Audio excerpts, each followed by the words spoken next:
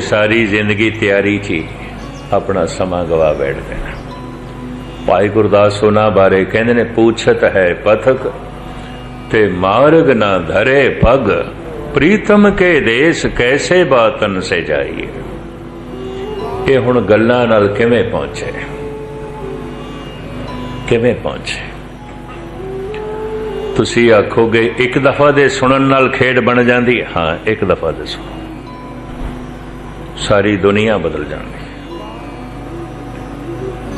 लखां दफा बोलन नाल मन की दुनिया नहीं बदलेगी। ये भी अर्ज करा, मैनू गालबन 48 साल कथा करदियां हो गए। जिंदगी का बहुत वड्डा भाग इस लाइन च मैं बतीत किया। बड़े लंबे समय तो बाद ये गल मेरी समझ आई। लोकी कथा पे करते हैं, कीर्तन पे करते हैं, सुनते पे ने, कोई आनंद होवे, खेड़ा होवे, खुशी होवे, समाधि होवे, महारस होवे ते है नहीं। तो खेड़ कुछ होर होवेगी, गल कुछ होर होवेगी। फिर जो कुछ मेरी समझ च आया सब तैयारी है चलन दी, चलना नहीं है, नहीं है। चलना की है, मन सुने। एक दफा मन सुने मन निर्मल हो जाएगा। एक दफा मन सुने सारे पाप मन चो निकल जाएंगे। इको ही दफा मन सुने मानसिक रोग सारे दे सारे चले जाएंगे। फिर शारीरिक रोग भी चला जाएगा। रोग सोग दुख जरा मरा हर जने नहीं निकटानी। एक सज्जन ने सेजगंज हिम्मत नाल कह दिता, ज्ञानी जी शरीर दे थोड़ा भी रोगी है। मैं कहा मैं वक्ता कोई श्रोता थोड़ी, वक्ता कबूल करना, मेरा मन नहीं सुनता। औखा है, कोशिश करते हैं। मैं कोई इस तरह का दावा भी नहीं किया मैं श्रोता, वक्ता बोलते हैं, पाठ करते हैं, जप करते हैं, मन नहीं सुनता। कदी बैठोगे अमृत वेले करके देखना, मन नहीं सुनता। या जेड़े करते होंगे जरूर अनुभव होया होना है, नहीं सुनता। इसे नूं गुरु नानक ने कह दिता, आखण औखा साचा ना। महाराज की औखा है, क्यों औखे आई जिक्र पे कर दो। मैं हुणे 2 मिनट 10 दफा कह देना वाहेगुरु वाहेगुरु वाहेगुरु वाहेगुरु। की औखा है? नहीं, बहुत औखा है, बहुत औखा है। पता है जिंदगी किस तरह साड़ी चल रही है? श्वासां दे आसरे ते श्वासां दी गति की है। एक बाहर जाता है, एक अंदर ले जाते हैं। जब अंदर ले जाइए तो हुण आखिए बाहर क्यों कढ़ना है, जिंदा रह सकांगे। तो जे बाहर कढ़े तो हुण आखिए अंदर क्यों ले जाइए, जिंदा रह सकांगे। शब्द अंदरों बाहर प्रगट होंदा है, वाहेगुरु चलदा ते अंदरों बाहर प्रगट होंदा है। हुण इहनूं अंदर ले जाना। श्वास बाहर गया, श्वास अंदर आया है, ये जिंदगी है। शब्द बाहर प्रगट होया है, हुण अंदर प्रवेश करे, ये धार्मिक जिंदगी है। 50-50 साल तो कीर्तन कई करदे पैने, मजाल एक पंक्ति अंदर जाए, खादी नहीं है। श्वास बाहर सुटे ने, अंदर नहीं ले गए, जिंदगी बनी नहीं, धर्म की जिंदगी बनी नहीं। सारी जिंदगी धार्मिक मंदिरां च रह गए, धार्मिक नहीं ने। सारी जिंदगी धर्म ग्रंथां दा पाठ करते रह गए, धार्मिक नहीं ने। जे को खावे जे को बुंचे। हुण मैं अर्ज करा, शब्द अंदरों बाहर प्रगट होंदा है, किस तरह होंदा है? 2-4 मिनट लवां पूरा खुलासा ते हुण मैं फिर कल करांगा, क्योंकि समा अपने चाल नाल चलदा है ते मैं पछड़ जाना, घड़ी मैथों अगे लंघ जाती है। जिस वक्त बोलन का ख्याल आवे ना अंदर, पवन नाभि नाल टकरांदी है। पवन हवा ਨਾਭੀ ਨਾਲ ਟਕਰਾਉਂਦੀ। ਪਤਾ ਹੈ ਭਾਰਤ ਵਿੱਚ ਨਾਭੀ ਨੂੰ ਕੀ ਕਹਿੰਦੇ ਨੇ? ਧਰਮ ਗ੍ਰੰਥਾਂ ਵਿੱਚ ਨਾਭੀ ਨੂੰ ਕੀ ਕਹਿੰਦੇ ਨੇ? ਧੁਨੀ। ਤੇ ਧੁਨੀ ਦੇ ਅਖਰੀ ਅਰਥ ਕੀ ਨੇ? ਜਿੱਥੋਂ ਧੁਨ ਉੱਠਦੀ ਹੈ, ਧੁਨ ਉੱਠਦੀ ਹੈ, ਧੁਨੀ। ਧੁਨ ਨੂੰ ਜ਼ਬਾਨ ਪ੍ਰਗਟ ਕਰਦੀ ਹੈ, ਉੱਠਦੀ ਹੈ ਧੁਨੀ ਤੋਂ, ਹੈ ਨਾਭੀ ਤੋਂ। ਇਸ ਨਾਲ ਤੇ ਹੁਣ ਸਾਇੰਟਿਸਟ ਸਹਿਮਤ ਨੇ। ਜ਼ਬਾਨ ਤੇ ਸਿਰਫ ਪ੍ਰਗਟ ਕਰਦੀ ਹੈ, ਜ਼ਬਾਨ ਤੋਂ ਉੱਠਦੀ ਨਹੀਂ ਹੈ। ਇਤਨੀ ਵੀ ਮਰਜ਼ ਕਰਦੇ हैं। ਜਿਵੇਂ ਕੜਛੀ ਦਾਲ ਪਰੋਸ ਰਹੀ ਹੈ, ਪਰ ਨਿਕਲਦੀ ਤੇ ਬਾਲਟੀ ਚੋਂ ਪਈ ਹੈ, ਭਾਂਡੇ ਚੋਂ ਪਈ ਹੈ, ਪਤੀਲੇ ਚੋਂ ਪਈ ਹੈ। ਸਿਰਫ ਜ਼ਬਾਨ ਇੱਕ ਕੜਛੀ ਹੈ, ਸ਼ਬਦ ਨੂੰ ਬਾਹਰ ਪ੍ਰਗਟ ਕਰ ਰਹੀ ਹੈ। ਇਹ ਵੀ ਮਰਜ਼ ਕਰਦੇ हैं। ਇਹ ਆਵਾਜ਼ ਜ਼ਬਾਨ ਚੋਂ ਨਿਕਲ ਨਹੀਂ ਰਹੀ, ਜ਼ਬਾਨ ਨਹੀਂ ਇਸ ਨੂੰ ਬਣਾ ਰਹੀ, ਜ਼ਬਾਨ ਪ੍ਰਗਟ ਕਰ ਰਹੀ ਹੈ। ਜਿਵੇਂ ਕੜਛੀ ਵੰਡ ਰਹੀ ਹੈ, ਪਰ ਇਹ ਸਭ ਕੁਝ ਕੜਛੀ ਨੇ ਨਹੀਂ ਬਣਾਇਆ, ਵੰਡ ਰਹੀ ਹੈ, ਦੇ ਰਹੀ ਹੈ। ਕੜਛੀ ਚਾਹੀਦੀ ਹੈ, ਜ਼ਬਾਨ ਚਾਹੀਦੀ ਹੈ, ਜ਼ਬਾਨ ਦੀ ਬੜੀ ਵਹਿਮ ਹੈ। ਸ਼ਬਦ ਉੱਠਦਾ ਹੈ ਨਾਭੀ ਤੋਂ, ਸ਼ਬਦ ਪ੍ਰਗਟ ਹੁੰਦਾ ਹੈ ਜ਼ਬਾਨ ਤੋਂ। जैसे बोलण का ख्याल पैदा होता है, बोलना है, कुछ कहना है, पवन नाभि नाल टकरांदी है, नाभ खुलती है, थोड़ी जिहा खुलती है, इथों धुन उठती है। इनू कहते हैं परा। इस धुन का नाम है परा। ये धुन फिर उपर उठ के हिरदे तक पहुंचती है, इनू कहते हैं पसंती। इत्थे इसनू अखर मिलते हैं। इथों उठ के पहुंचती है कंठ तक, पूरा वाक बन जाता है। इनू कहते हैं मधमा। जबान उसे नू प्रगट कर देंदी है, उन्होंने कहते हैं बैखरी। ये चार पड़ाव ने, बड़ी तेजी नाल अंदर प्रकृति कम करती है। जो मेरी जबान बाहर बोल सुट रही है, ये उठते धुनी तो पे, फिर हिरदे तक पहुंचते हैं, इत्थे अखर मिलते हैं, फिर कंठ तक पहुंचते हैं, पूरा वाक बनता है, फिर जबान इसनों प्रगट करती है। ये ऐसी किरिया है परिपूर्ण परमात्मा ने साडे शरीर दे च बनाई है। बहुत बड़ा इंजीनियर है, महान ज्ञाता है। इस वास्ते भारत विच नाभि नूं धार्मिक शब्द विच नाभि नहीं कहते, धुनी कहते हैं। धुनी, क्योंकि धुन उथों उठती है। जैसे पवन नाभि नाल टकरांदी है, नाभ थोड़ी खुलती है, इथों आवाज उठती है। एक तरीके नाल इंज कह लो, ये एक साज है। 5 तरह के साज होंदे ने, इस वास्ते 5 शब्द कहते हैं। तत्, वित, घण, नाद, सुगर। इन्हां 5 शब्द कहते हैं। इन्हां दी व्याख्या इस तरह है। तत् तंती, शब्द जो चोट नाल पैदा होवे उन्होंने आहत शब्द कहते हैं। आहत दे अखरी अर्थ भी चोट। इन्हें मैनू आहत किया, इन्हें मैनू चोट मारी है, इन्हें मैनू आहत पहुंचाई है। पाओ, इसने मैनू चोट पहुंचाई है। आहत का मतलब है चोट। आहत शब्द 2 चीज़ों के टकराव तो, चोट तो जिहड़ी आवाज़ पैदा होती है, उन्होंने कहते हैं आहत। पर जो ब्रह्मंड दे च व्यापक है, एक नाद, और जिस तो सारा जगत आया है, उन्होंने कहते हैं अनाहत। परमात्मा का रूप इंज बयान किया गया, आद, अनील, अनाद, अनाहत। उहदी जिहड़ी आवाज है, परमात्मा की जिहड़ी आवाज है, आहत नहीं है, अनाहत है। परमात्मा का जिहड़ा बोल है, अनाहत है। आद, अनील, अनाद, अनाहत। जुग जुग एको वेस।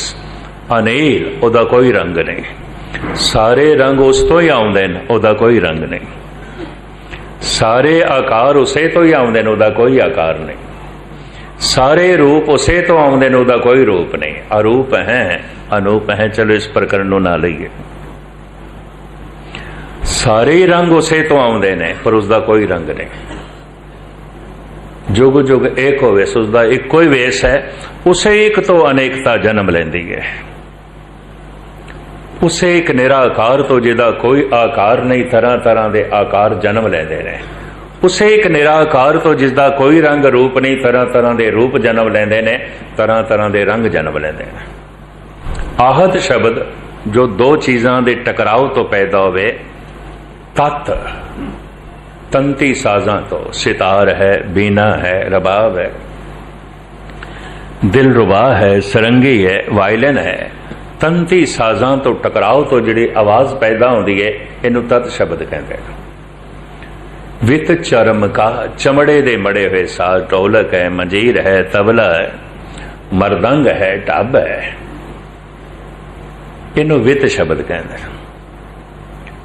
तत् तंती वित चरम का, घण का सेका जान।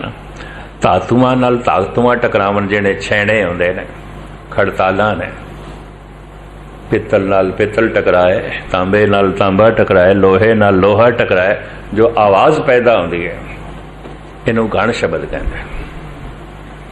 नाद शब्द घट को कहें, घड़े दे उत्ते थाप देंदे ने, साजां दे विच इह वी वरतिया जांदा है।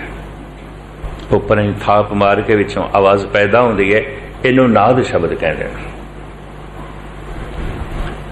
नाद शब्द घट को कहें, सुगर श्वास पहचान, जो श्वासां नाल पवन दे फूकण नाल वजदे होण। शहनाई है, मुरली है, संख है, नरसिंगा है, किते फूकण नाल वगदे ने। यह हारमोनीयम है, यह भी हवा देनी पैंदी। हवा ना दे, सुरां दे चों आवाज़ नहीं निकलेगी। असी जो बोलते हैं, साडे कोल सुगर शब्द है। पवन नाभि नाल टकरांदी है, नाभ थोड़ी जिहा खुलदी है, उथों धुन उठदी है, उहनूं कहंदे ने परा। परा धुन ते उठी है अखरां तो बिना, धुन ते उठी है वाक तो बिना। धुन तो उठी है, सिर्फ धुन है। इस वास्ते इनू धुन ही कहते हैं। हिरदे तक वो धुन पहुंची, अखर मिल गए, इनू कहते ने पसंती। पसंती बाणी। फिर वो छेती कंठ तक पहुंचती है, पूरा वाक बन जाता है, इनू कहते ने मधमा बाणी। फिर जबान उसनों बयान कर देंदी है, इनू कहते ने बैखरी। वाहेगुरु, ऐसा मेरे अंदर फुरना पैदा होया, पवन नाभि नाल टकराई, पर आ पसंती मधमा बन के जबान ने बाहर प्रगट कर दी। वाहेगुरु, ये हुण भोजन बन गया। हुण इसनों शब्द नूं वापस लै जाना है। हुण वापस किस तरह लै जाइए? आपदी ज्ञात लई अर्ज करा, जिस द्वार दे राही ये बाहर प्रगट होया है, मार्ग ते ओही इसनों वापस लै जाना। जिवें घर दे जिस दरवाजे चों असीं लंघ के आया, हुण घर दे च प्रवेश करांगे उसे दरवाजे दे राही। द्वार इक्को ही है, जैसे गुरुद्वारे का दरवाजा बाहर, जिस तो आया बाहर भी उसे राही जावांगे। शब्द प्रगट होया है बाहर, बैखरी, मधमा, पसंती, परा। हुण इसनूं सुनना है, इस बैखरी नूं सुनना है ते वापस ले जाना है। हुण मैं अर्ज करा, वापस ले जाने का भी वही ढंग है, मार्ग वही है। इसनूं कबीर ने कहा, उल्टी गंगा जमन मिलाओ। जमन जिथों गंगा जमी है, उत्पन्न होंदी है, उन्होंने गंगोत्री कहते हैं। मुआवन जिथों दरिया निकलता है, जिथों दरिया प्रगट होता है, जिथों गंगा प्रगट हुई है, गंगोत्री ही। और कबीर कहते हैं, इन्हूं पलटा के जिथों निकली उत्थे ले जाना है। किसी भी दरिया नूं उत्थे ले जाना जिथों प्रगट होया है। अज तक ते नहीं होया, अज तक ते नहीं होया। इन्ने दरिया जमीन ते वगदे ने, जिथों निकलते ने पलटा के ले जा सकते हैं, उतों उचाइयां तो निकलते हैं, बुलंदियां तो निकलते हैं, तो पानी निवाण की तरफ जाता है। भारत के करीबन सारे दरिया हिमालय तो आते हैं, पहाड़ों तो आते हैं, थले की तरफ वापस किवें ले जाइए? जिथों निकले ने हुण उत्थे ले जाइए। ये धुन जिथों प्रगट हुई है, किथों प्रगट हुई है? नाभि तो, धुनी तो, इन उत्थे ही ले जाना है। उल्टी गंगा जमन मिला, बस ऐ काम औखा है। आखण औखा साचा नाम, जिस दिन करोगे ना, दुनिया च कोई काम इतना औखा नहीं जितना ये है। माउंट एवरेस्ट पे चढ़ जाना भी सौखा है, काम औखा है। चंद्रमा तक पहुंच जाना भी कोई इतना औखा नहीं है। धुन नो धुनी तक पहुंचाना औखा है। बड़े बड़े जोगी रह जाते, बड़े बड़े जपीश्वर रह जाते हैं, बड़े बड़े अभ्यासी मेरे अगों रोंदे हुए मिले, कहते ज्ञानी जी की करिए, खेड नहीं बनती, खेड नहीं बनती, तड़पते हुए मिले ने, रोंदे हुए मिले ने।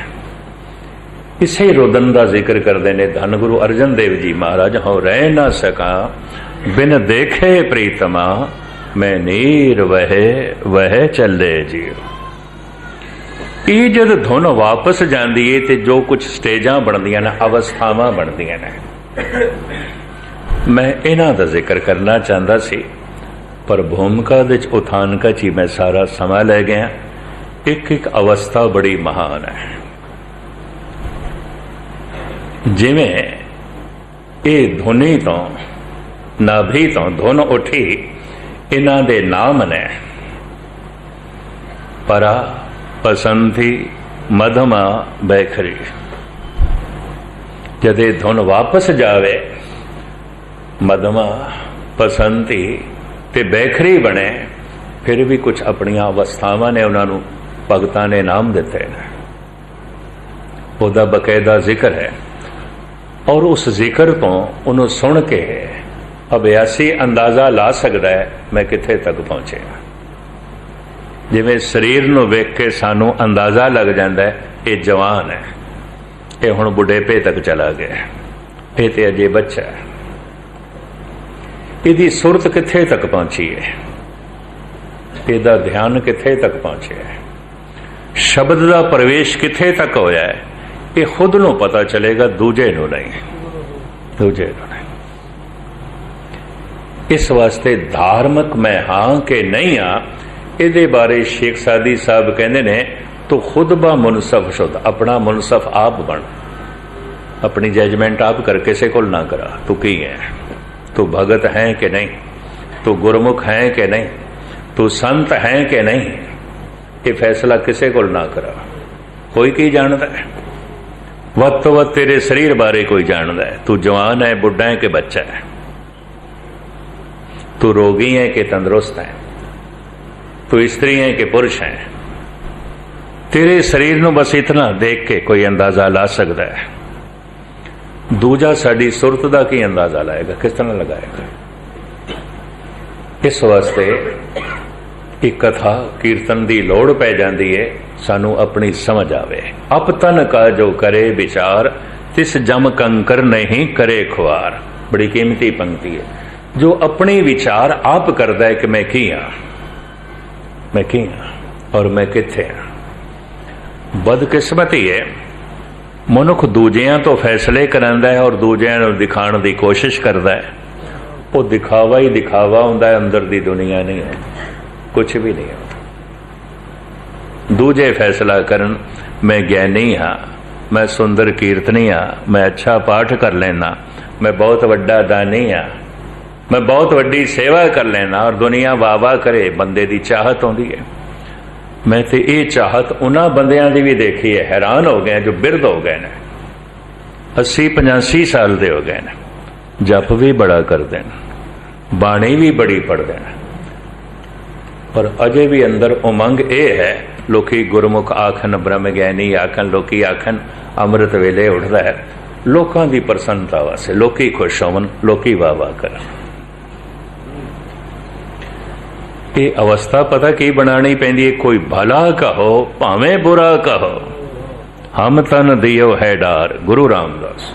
कोई मतलब नहीं 10 बंदे भला भला आखदे पैना, कोई मतलब नहीं 10 बुरा बुरा आखदे पैना। मैं की हाँ, कोई बुरा बुरा आखरे इतनी बुरी गल नहीं है, मैं बुरा ना होवा बस, गल इतनी है। कोई भला भला आखदा पे आखे पे मैं देखा मैं भला हाँ कि नहीं। अपतन का जो करे विचार। इथों धर्म की यात्रा शुरू होती है। ये जड़ियां स्टेजां ने परा, बसंती, मधमा, बैखरी, मैं कोशिश करांगा कल धन गुरु ग्रंथ साहब जी महाराज मैनू तौफीक देन, समर्था देन। है बारीक गल, अत्यंत बारीक, ते मैं सतगुरु की हजूरी थानू अर्ज करा, सफलता मैनू भी अजे नहीं मिली, पता मैनू चल गए। चलो इनू हंकार कह दो, तुसी मेरा हंकार कह दो, मैनू पता चल गया गल ए है, स्टेज ए है, अवस्था ए है। ते इहदी फोकी मेरी निर्माणता भी ना समझ लेना। 100% मैं सही कह रहा, कामयाबी मैनू इस च नहीं मिली। समझ आ गई है, वो समझ मैं थोड़े सामने रख रहा।